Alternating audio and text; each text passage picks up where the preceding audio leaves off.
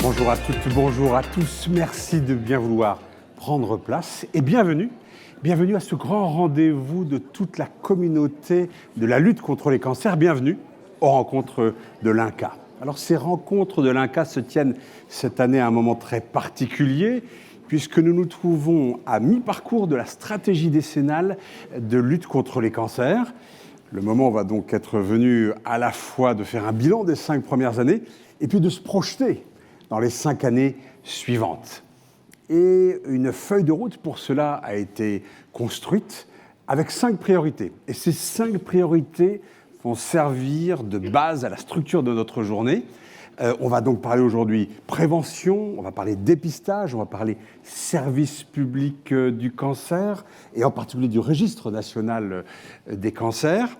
On va parler de parcours de santé, et puis de recherche. Au cours de table ronde avec des spécialistes qui viendront ici et avec qui vous pourrez discuter, en tout cas à qui vous pourrez poser vos questions.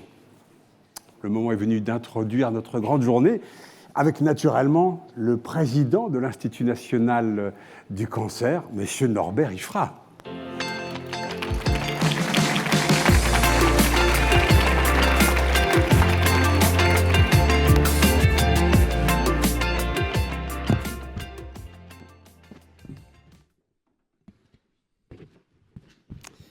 Je ne sais pas si vous avez remarqué, mais les micros sont toujours trop hauts pour moi. Madame la ministre de la Santé, chère Madame Rist, de la Santé, des familles, de l'autonomie des personnes handicapées. Monsieur le ministre de l'Enseignement supérieur et de la Recherche et de l'Espace, cher Monsieur Baptiste. Chers partenaires, chers collègues, chers amis pour beaucoup d'entre vous, Mesdames, Messieurs, c'est un grand honneur pour moi de vous accueillir aujourd'hui pour ces rencontres de l'Institut national du cancer 2026, en cette journée mondiale de lutte contre les cancers. Nous sommes aujourd'hui réunis pour officialiser le lancement de la feuille de route 2025-2026 de cette stratégie décennale de lutte contre le cancer, les cancers, que nous conduisons ensemble depuis 5 ans déjà. C'est un moment important. Important parce qu'il marque une nouvelle étape, mais surtout important parce qu'il s'inscrit dans une histoire collective de plus de 20 ans, celle d'un engagement constant de la nation contre le cancer. Parce que le cancer n'est pas une abstraction statistique, un cas clinique ou un sujet académique. C'est d'abord une épreuve personnelle, familiale et sociale. Il interroge notre système de santé, notre capacité d'innovation, nos organisations, et il met à l'épreuve notre solidarité. Face à cela, la France a fait un choix clair. Placer la lutte contre le cancer au sein de ses priorités en termes de politique publique. Ce modèle est l'héritier d'une vision forte, portée d'abord par le président de la République, Jacques Chirac, il y a 20 ans.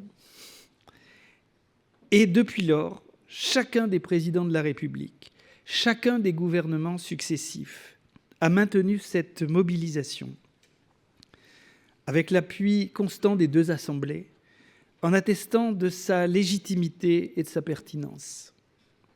Aujourd'hui, le président Emmanuel Macron renouvelle cet engagement en plaçant cette feuille de route sous son haut patronage et en assurant personnellement le lancement dans quelques instants.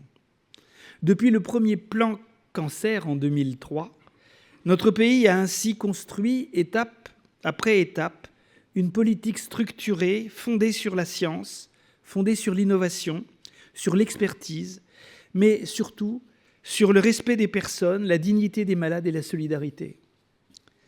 Après une vie professionnelle passée au chevet des patients et à l'université, et près de 10 ans de présidence de l'Institut national du cancer, elle-même précédée par près de 10 ans à son conseil d'administration, laissez-moi vous assurer que je mesure pleinement le chemin parcouru. Car la cancérologie, aujourd'hui, n'est plus celle d'hier. Ces politiques ont permis des avancées majeures. La prévention n'est plus seulement un message, c'est une politique. Le diagnostic n'est plus synonyme de découverte fortuite ou tardive. Il peut s'appuyer sur des programmes de dépistage organisés à l'échelle nationale, et dont je rappelle que le premier avait été porté par l'Institut national du cancer, déjà. Le soin n'est plus seulement un acte, c'est un parcours. L'accompagnement ne s'arrête plus à la fin des traitements, il s'inscrit dans le parcours de vie.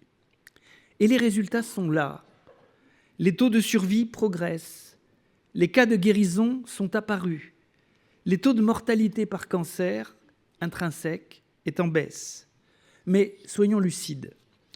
Malgré ces progrès, le cancer reste l'une des premières causes de mortalité dans notre pays et un de ses principaux sujets d'inquiétude pour nos concitoyens. Les inégalités sociales et territoriales de santé persistent et les défis à venir, économiques, démographiques, sont immenses. Dans le même temps, les attentes des patients évoluent. Ils expriment le besoin de soins davantage personnalisés, d'une meilleure coordination entre les personnes qui les accompagnent. Ils attendent une attention renforcée à leur qualité de vie. Et tout cela nous oblige. C'est précisément le sens de la stratégie décennale de lutte contre le cancer, donc de sa feuille de route 2026-2030, qui nous rassemble aujourd'hui. Répondre à ces besoins, accompagner ces transformations et traduire les ambitions en actions concrètes. Cette feuille de route ne part pas d'une page blanche. Elle s'appuie sur les acquis de la première moitié de la stratégie décennale et sur les enseignements de l'évaluation intermédiaire.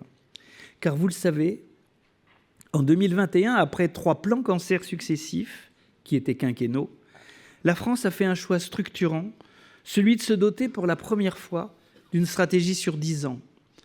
Parce que nous savons que les transformations profondes demandent du temps.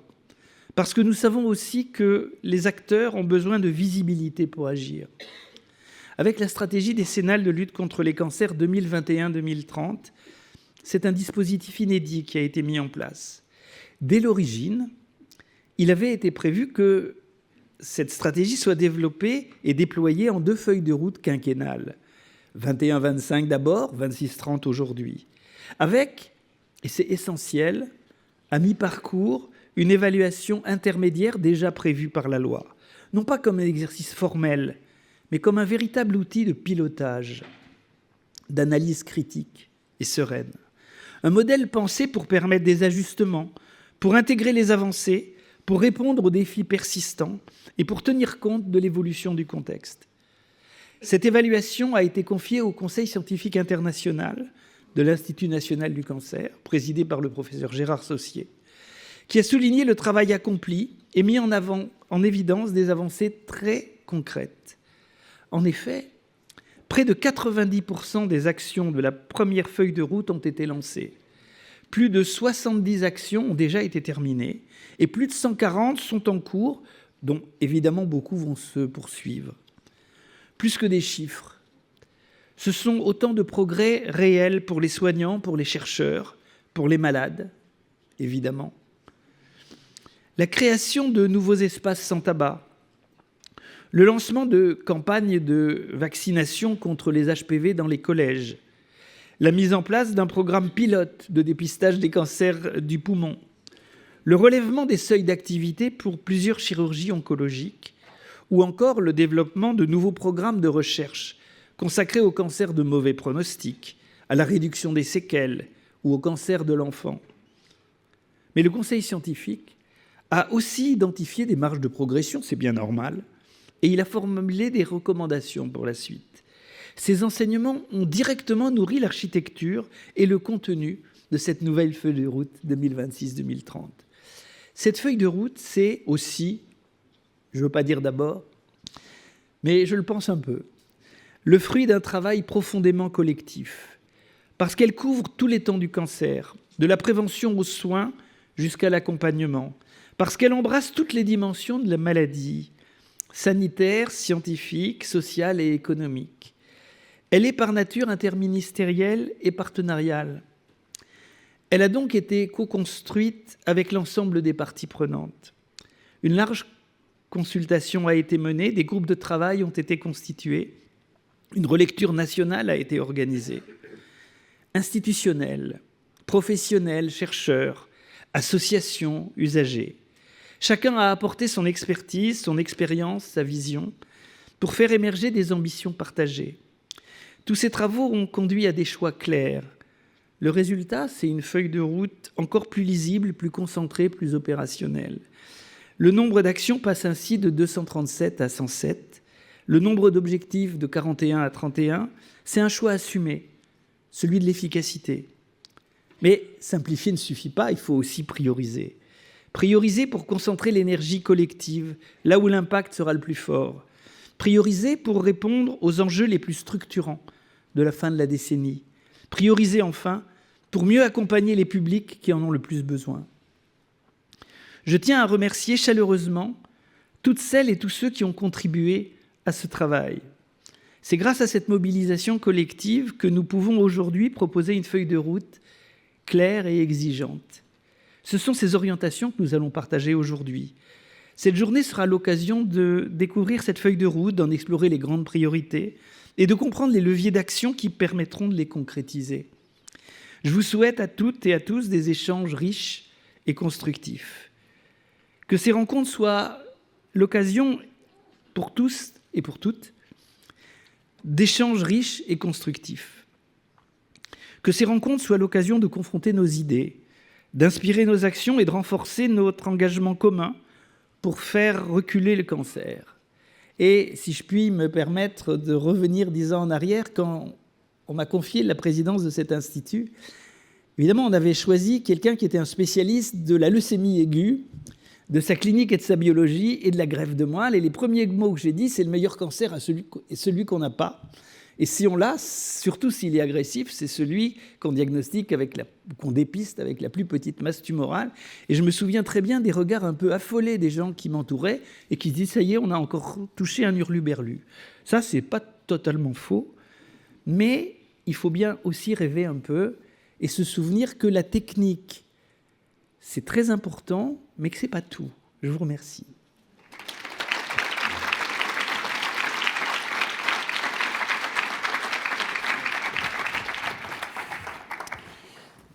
Et nous avons l'honneur d'accueillir le ministre de l'Enseignement supérieur, de la Recherche et de l'Espace, M. Philippe Baptiste.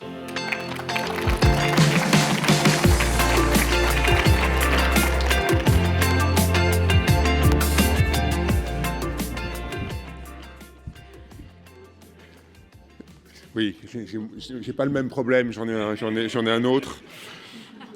Madame la ministre, Monsieur le Président, cher Norbert, Mesdames et Messieurs, chers collègues, chers amis, d'abord un mot tout simplement pour vous remercier pour votre action, aussi pour les mots que vous venez de prononcer, qui montrent à la fois votre engagement, votre profonde humanité, votre profonde volonté aussi de faire évoluer à la fois le système, les soins, mais aussi évidemment les pratiques et de mettre le patient aussi au cœur de tout ça.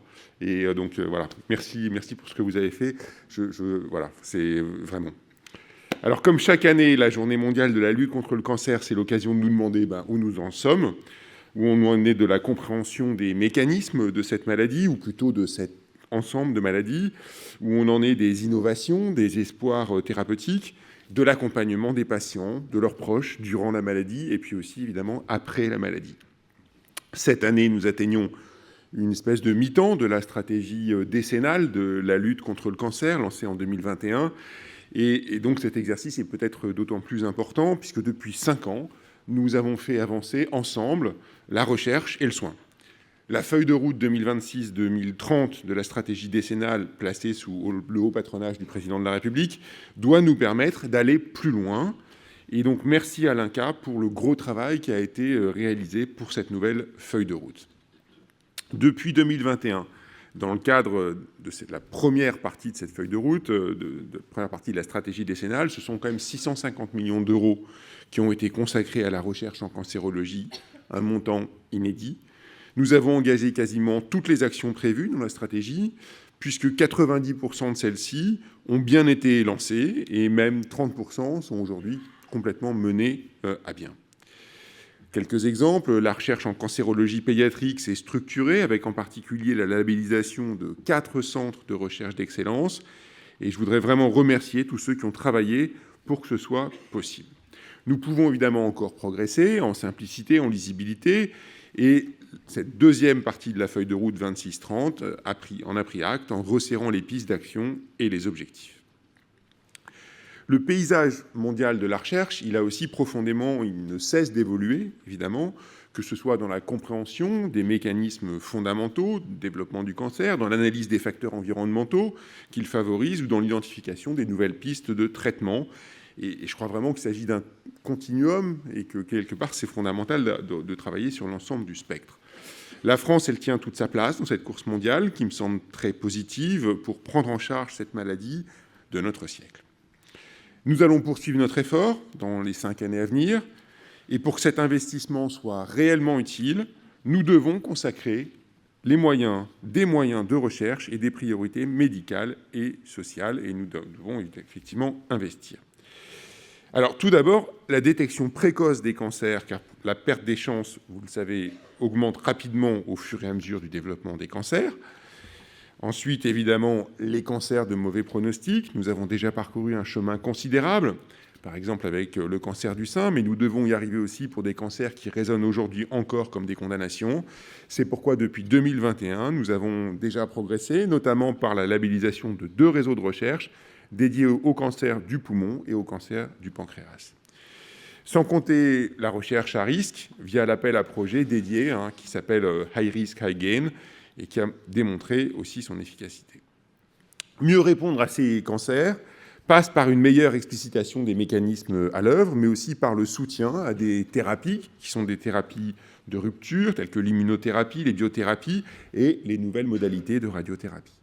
L'usage de l'IA est aussi une priorité aujourd'hui. Au-delà de l'effet de mode, nous voyons qu'une utilisation de l'intelligence artificielle peut avoir un vrai avantage, qu'il s'agisse de l'aide au diagnostic, en particulier dans le cas de cancers rares, de l'accélération de la recherche fondamentale, dans la médecine de précision, et puis simplement l'IA aujourd'hui dans tous les laboratoires et contribue aussi et aide aujourd'hui tous les chercheurs, vous le savez comme moi.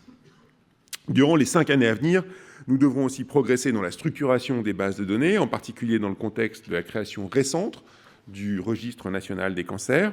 Une trentaine de projets d'études ont déjà été engagés à partir de la plateforme de données en cancérologie qui rassemble déjà les données de plus de 12 millions de personnes. Vous savez que ce sujet est devenu brûlant depuis 1 an car nous avons pris conscience de notre dépendance aux infrastructures américaines. Nous devons avoir une meilleure gouvernance de données de santé. Il s'agit là de notre autonomie en matière de santé. Ce que je dis là pour la recherche en cancéro et en santé est malheureusement vrai dans de très nombreux domaines de la recherche où nous devons reprendre notre autonomie parce que simplement, on se rend compte qu'en fait, les partenariats qu'on pensait être des partenariats stables et inébranlables, eh bien, ne le sont pas nécessairement. Et donc, il s'agit de repenser nos stratégies systématiquement. Je sens évidemment fermer la porte à des coopérations, mais ça veut dire qu'il faut avoir notre autonomie stratégique et notre capacité à pouvoir discuter efficacement avec nos partenaires. Enfin, nous allons renforcer l'accompagnement de la recherche oncopédiatrique. En 2025, en accord avec les chercheurs et les associations de parents, nous avons décidé de sanctuariser 20 millions d'euros chaque année répartis sur tout le spectre de la recherche fondamentale et clinique. Comme vous le savez, la recherche clinique obéit à des normes très fortes qui protègent les patients. Nous pouvons conserver la même exigence tout en améliorant le fonctionnement actuel. La France a déjà bien progressé puisque le nombre de patients inclus dans les essais a doublé en 15 ans. D'ici à 2030, avec le ministère de la Santé, nous allons encore faciliter l'ouverture des essais cliniques en simplifiant les procédures administratives et réglementaires. Nous devons aussi être plus performants dans le transfert des résultats de la recherche académique vers les médicaments de thérapie innovante et les premiers essais chez l'homme. C'est très important car, comme je le disais, ces innovations sont nombreuses et suscitent un intérêt considérable de la part des chercheurs, des médecins, mais aussi évidemment des patients. La France n'est pas seule dans cette course contre le cancer Et si nous voulons obtenir les meilleurs résultats, nous devons travailler autant que possible avec tous nos partenaires, et évidemment en particulier nos partenaires européens. C'est une condition de notre succès à tous, et je tiens à ce que ce soit une priorité d'ici 2030.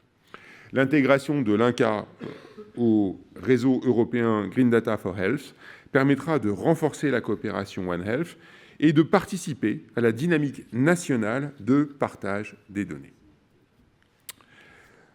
Enfin, l'impact de l'environnement et du mode de vie sur les chances de développer un cancer est de plus en plus connu. Nous devons poursuivre la recherche pluridisciplinaire en prévention. C'est l'un des axes de travail prioritaires de la feuille de route de l'INCa. Nous devons aussi agir dès maintenant sur des pratiques qui sont corrélées de manière établie au risque de cancer. C'est la raison pour laquelle, comme ministre de l'Enseignement supérieur, je soutiens la généralisation du dispositif Campus sans tabac, par exemple. C'est une manière de protéger tous nos jeunes contre un des principaux facteurs de risque auxquels ils sont encore trop souvent exposés. Mesdames et messieurs, merci. En 5 ans, les progrès des connaissances sur les cancers ont été considérables. Je suis certain que d'ici 2030, grâce à vous, grâce à votre engagement, le chemin parcouru sera au moins aussi important. Je compte sur vous et je vous fais toute confiance pour relever ensemble ce défi. Merci à toutes, merci à tous et merci encore, cher Norbert.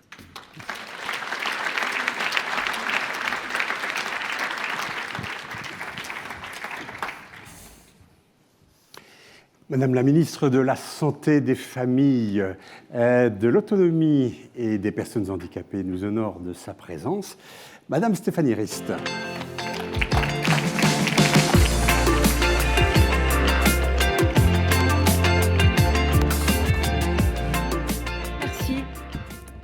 Bonjour. Alors, Monsieur le Ministre, cher Philippe Baptiste, Monsieur le Président de l'INCa, cher Norbert, Mesdames et Messieurs, chers tous, permettez-moi de vous exprimer le plaisir qui est le mien d'être avec vous ce matin. C'est un plaisir d'autant plus fort que votre présence à tous traduit le fait que la lutte contre les cancers n'est pas l'affaire d'un ministère, de l'INCa ou d'une seule profession. C'est une mobilisation collective, des chercheurs et des soignants bien sûr, mais aussi des associations de patients, des entreprises, des collectivités, de l'éducation et du monde du travail.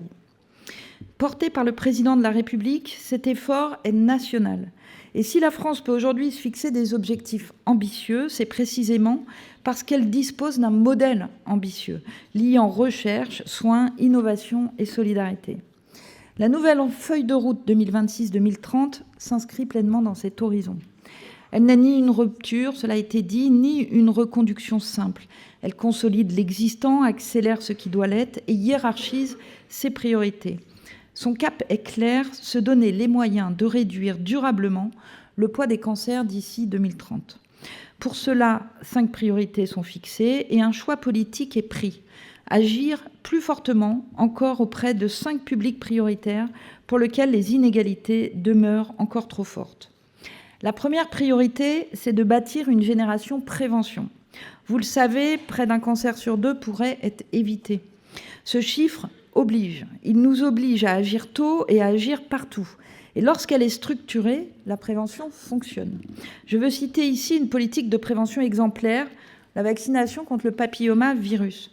Chaque année, plus de 3100 cancers du col de l'utérus sont diagnostiqués. Chaque année, 770 femmes en décèdent. Depuis 2023, l'État finance et déploie la vaccination HPV gratuite au collège, en lien étroit avec l'éducation nationale. Et les résultats sont déjà là. Plus 15 points de couverture vaccinale sur l'année scolaire 2024-2025. Près de 60% des jeunes filles de 15 ans vaccinées en 2024. 37% des jeunes garçons sont vaccinés, soit un quasi-triplement en 2 ans. Atteindre 80% de la couverture vaccinale d'ici 2030, c'est se donner les moyens de viser l'élimination du cancer du col de l'utérus.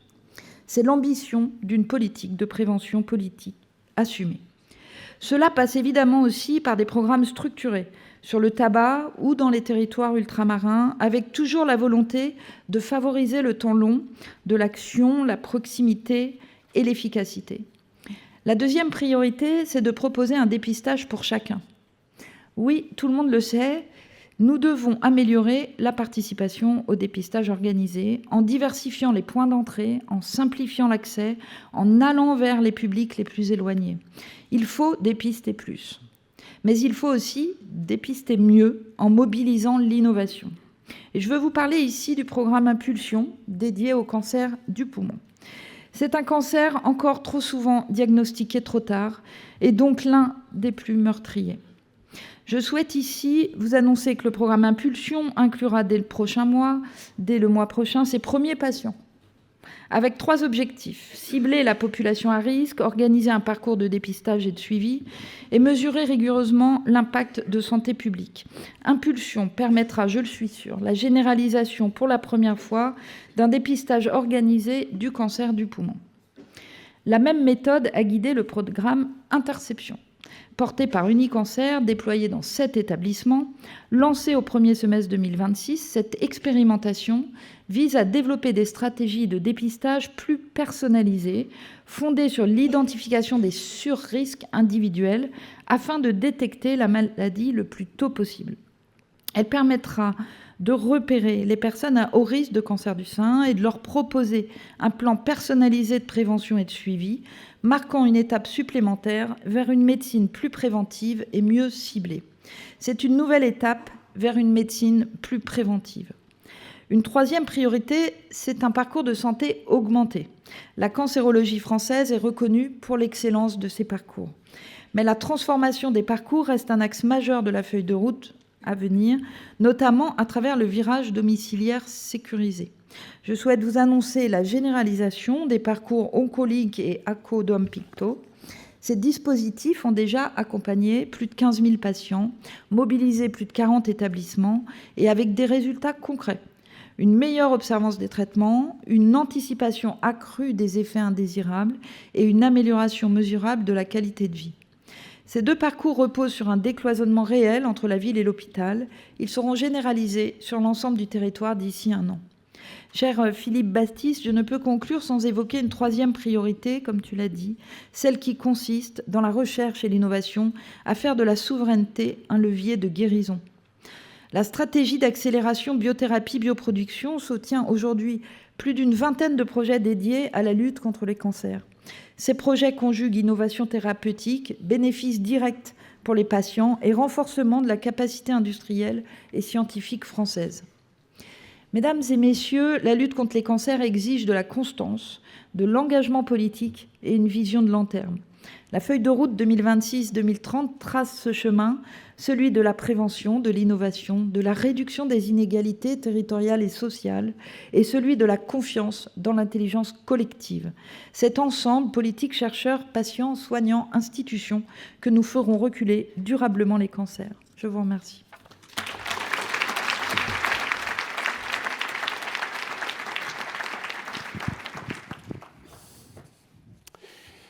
Nous sommes donc à mi-parcours de la stratégie décennale et je vous propose de faire un bilan des 5 premières années en images.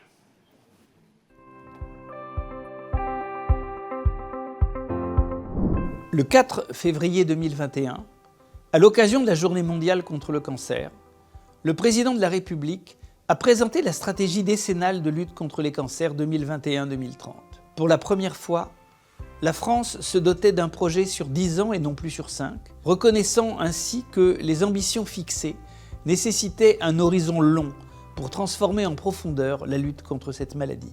Cette stratégie a été construite autour de 4 axes. Le premier axe, c'est améliorer la prévention. Le deuxième, c'est limiter les séquelles et améliorer la qualité de vie. Le troisième est de lutter contre les cancers de mauvais pronostic. Le dernier était de s'assurer que les progrès bénéficient à tous. Cette stratégie, soutenue par un financement de 1,740 milliard d'euros pour la période 2021-2025, a fixé des objectifs qui étaient clairs et ambitieux. Réduire de 60 000 cas par an le nombre de cancers évitables à l'horizon 2040, près de la moitié des cancers pourraient chaque année être évités. Réaliser 1 million de dépistages en plus à l'horizon 2025, en sachant que en 2020, environ 9 millions de dépistages étaient réalisés chaque année. Réduire de 2 tiers à 1 tiers la part des patients souffrant de séquelles invalidantes 5 ans après un diagnostic. Améliorer enfin le taux de survie des cancers de mauvais pronostic à l'horizon 2030. Si les grandes orientations de la stratégie ont été définies pour la décennie, leur mise en œuvre se fait, elle, de manière progressive, sur une échelle de 2 fois 5 ans, dans le cadre de 2 feuilles de route opérationnelles, pour les périodes 2021-2025, puis 2026-2030. À mi-parcours, il est indispensable de regarder lucidement où nous en sommes, d'identifier ce qui fonctionne bien, ce qui doit être ajusté, et ce qu'il faut renforcer pour continuer à avancer dans la trajectoire que nous avons fixée collectivement. La stratégie s'inscrit en effet dans une démarche dynamique. Les priorités sont adaptées en fonction de nos résultats, grâce à une évaluation à mi-parcours qui était dès le départ prévue par la loi. Voici quelques chiffres de bilan. La feuille de route 2021-2025 déclinait 237 actions, dont la mise en œuvre a mobilisé plus de 20 pilotes et de nombreux partenaires. En 2025, 90% de l'ensemble des actions ont bien été engagées, 212 actions sur 237. Parmi elles, 71 sont terminées, près de 30% du total des actions ont déjà été finalisées. 141 actions sont en cours, dont parmi elles certaines mesures phares qui devront se poursuivre dans la feuille de route 2026-2030. Les enseignements de ce bilan, croisés avec l'avis de notre conseil scientifique international et avec la large consultation menée auprès de nos partenaires, ont servi de boussole pour préparer cette seconde feuille de route 2026-2030.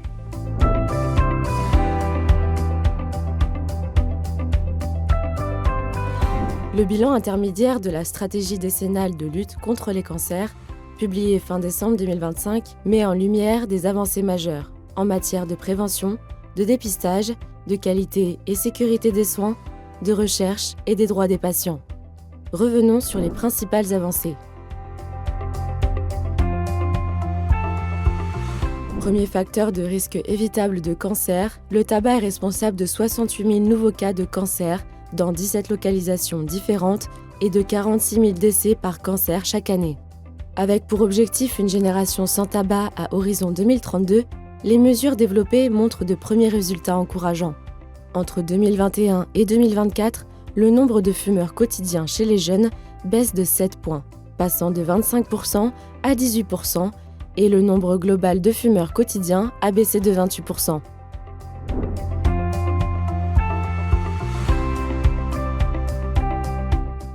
Depuis 2023, une campagne nationale de vaccination gratuite contre les papillomavirus humains a été déployée dans les collèges. Elle a été organisée par les ministères de la Santé et de l'Éducation, les agences régionales de santé et les rectorats, avec le soutien de l'Institut national du cancer. En 2 ans, le taux de couverture vaccinale schéma complet à 16 ans a progressé de 16 points chez les garçons et de 10 points chez les filles. Depuis décembre 2025, le rattrapage vaccinal est désormais recommandé jusqu'à 26 ans.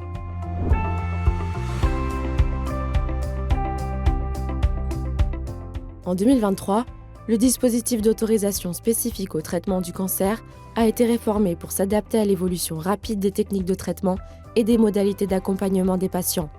Les critères de qualité et les seuils d'activité pour plusieurs chirurgies oncologiques ont été révisés, toujours dans l'objectif d'améliorer la qualité, la sécurité et l'accessibilité des soins pour les patients sur l'ensemble du territoire.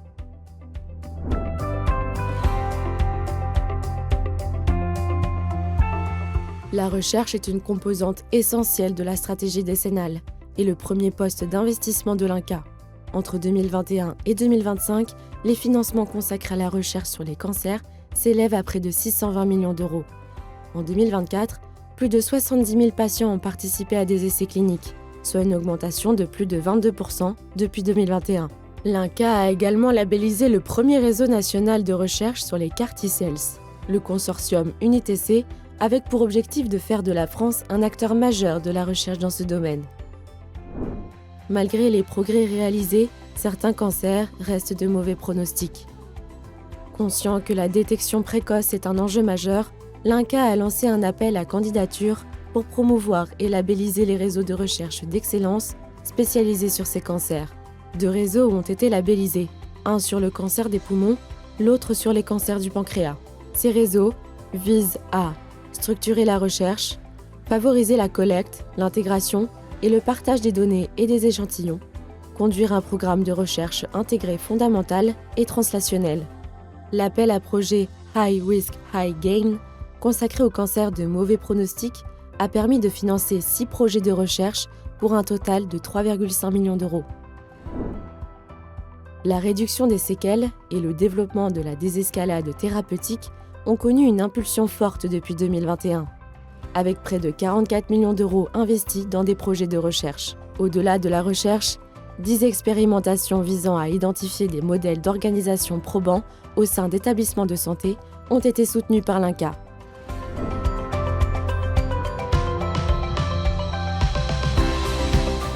Plus de 80 millions d'euros ont été consacrés à la recherche portant sur les cancers des enfants, adolescents et jeunes adultes de 2021 à 2024. Cette attention portée au cancer pédiatrique se traduit également dans l'effort important de structuration de la recherche, avec le label PédiacriEx, qui récompense 4 centres de recherche d'excellence en oncopédiatrie et fédère près de 200 équipes.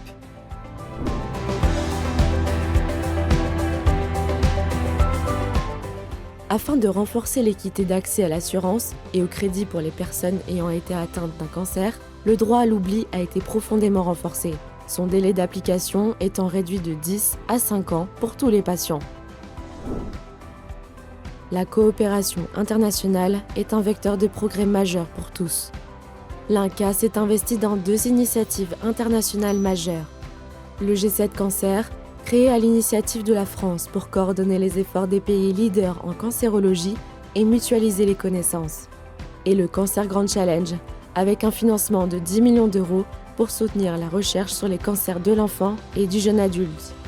Des partenariats bilatéraux, comme ceux avec le Japon et Taïwan, en recherche fondamentale, renforcent aussi l'innovation et le partage des savoirs. Retrouvez l'intégralité du bilan de la feuille de route 2021-2025 de la stratégie décennale de lutte contre les cancers sur cancer.fr.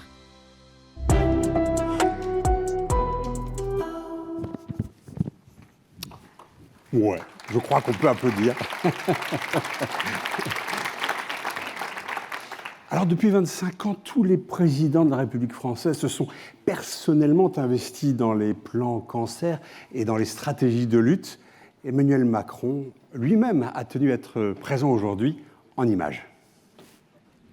Mesdames et messieurs, chers soignants, chers chercheurs, chers patients, chers proches aidants, il y a 5 ans, nous avons fait un choix clair, celui de placer la lutte contre les cancers au cœur de notre projet collectif. En lançant la stratégie décennale 2021-2030, nous avons affirmé une ambition simple, forte, qui était de faire reculer durablement le cancer en France. Nous sommes aujourd'hui à mi-parcours et je suis fier de voir les progrès accomplis. Je pense notamment à la baisse continue du tabagisme quotidien qui est passé de 25% en 2021 à 18% en 2024, aux avancées que nous avons pu faire ensemble sur la vaccination HPV, avec des résultats rapides et mesurables en matière de couverture vaccinale, passant chez les filles de 15 ans de 44% en 2021 à 58% en 2024, ce qui fait une augmentation de presque 14 points. Et je pourrais comme ça citer d'autres exemples sur tous ces sujets, comme dans tant de domaines de la lutte contre les cancers, nous sommes tous ensemble déterminés à aller encore plus loin. Ça va dans le bon sens, mais il ne faut pas lâcher cet effort, il faut le renforcer, et on le voit bien, ce que nous nous étions donné comme feuille de route, pour la première fois d'avoir une stratégie sur 10 ans, de tenir l'effort, d'améliorer la prévention, est clé. La feuille de route 2026-2030, présentée aujourd'hui, marque une étape décisive. Elle ne change pas de cap, c'est ce qu'on s'était dit, on garde le pas décennal. Mais nous accélérons, nous consolidons ce qui fonctionne, nous corrigeons ce qui doit l'être et nous ouvrons de nouvelles perspectives. Cette feuille de route définit un cadre d'action pour les 5 prochaines années afin d'amplifier les résultats, d'innover encore davantage, de protéger mieux. Les 5 années qui sont devant nous doivent nous permettre de faire tous ensemble la différence. Cette feuille de route est d'abord tournée vers l'avenir. Elle est pensée pour nos enfants, pour les générations qui grandissent, pour celles qui viendront. Elle traduit une conviction profonde. La meilleure médecine est celle qui évite la maladie. C'est pourquoi nous voulons bâtir une véritable génération prévention.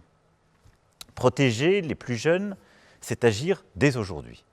Renforcer la lutte contre le tabac avec un objectif clair, une première génération sans tabac à l'horizon 2032. Renforcer la vaccination contre les papillomavirus pour qu'elle devienne un réflexe de protection. Beaucoup nous ont inspirés, comme l'Australie et d'autres, pour mieux prévenir et éradiquer le cancer du col de l'utérus. On doit pour ça atteindre 80% de couverture vaccinale d'ici 2030. C'est l'objectif à retenir. Agir également sur les addictions, sur l'alcool, sur les expositions évitables.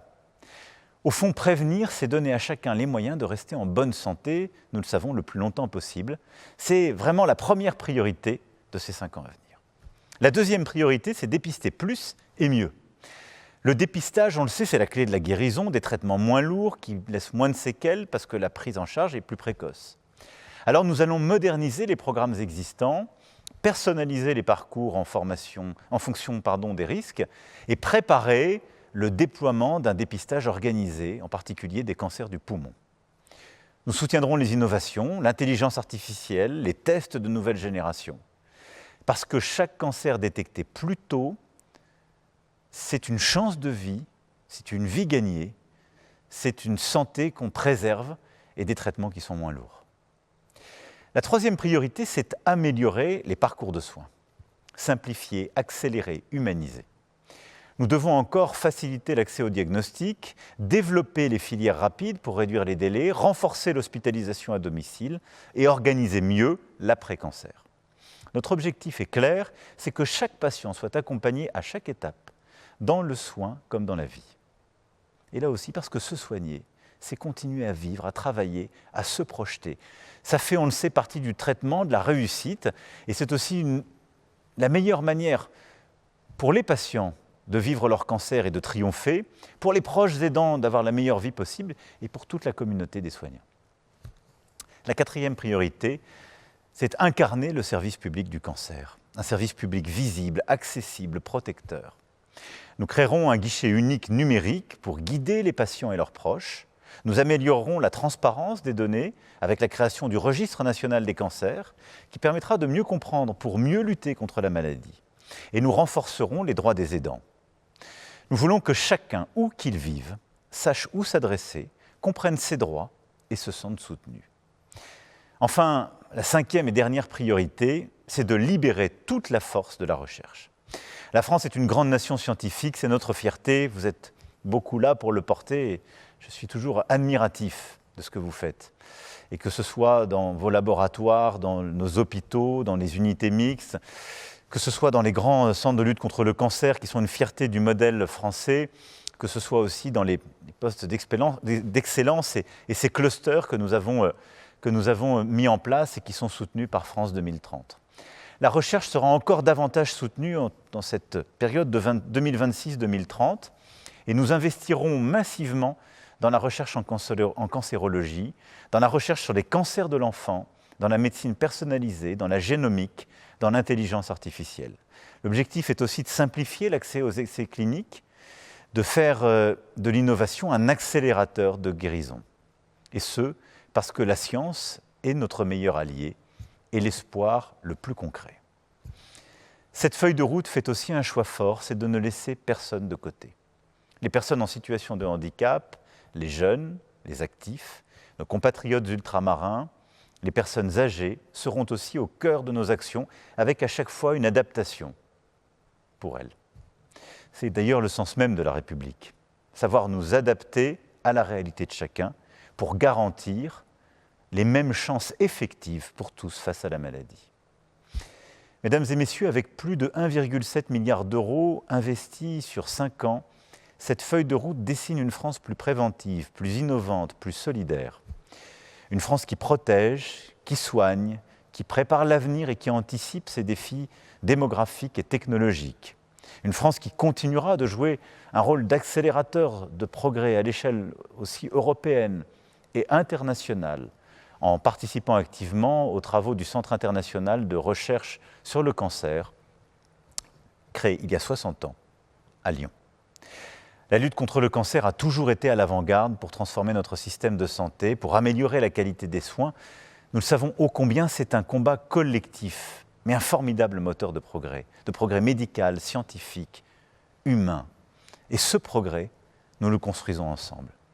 Et c'est pourquoi je veux aussi redire ici ma reconnaissance et mon respect pour tous ceux qui s'engagent chaque jour sur le terrain dans ce combat. Je veux ici vous dire que votre travail, votre engagement, votre humanité font honneur à la République. Et je veux vous redire avec confiance. C'est grâce à vous que nous avons les moyens, les talents, l'énergie pour continuer à faire reculer la maladie et bâtir un monde sans cancer. Et c'est pour ça que j'ai beaucoup de gratitude pour toutes les équipes de soignants, de chercheurs, l'ensemble des associations qui nous aident et pour tout le travail qui a été mené par évidemment l'INCa et pour cette stratégie cancer. Et je veux remercier aussi Norbert Ifra pour tout son travail avec les équipes qui l'ont accompagné. Pour les malades d'aujourd'hui, pour leurs proches, pour les générations de demain, pour nous tous, un immense merci et vous pouvez compter sur mon soutien plein et entier. Je suis à vos côtés comme je l'étais hier et je le serai demain. Vive la République et vive la France.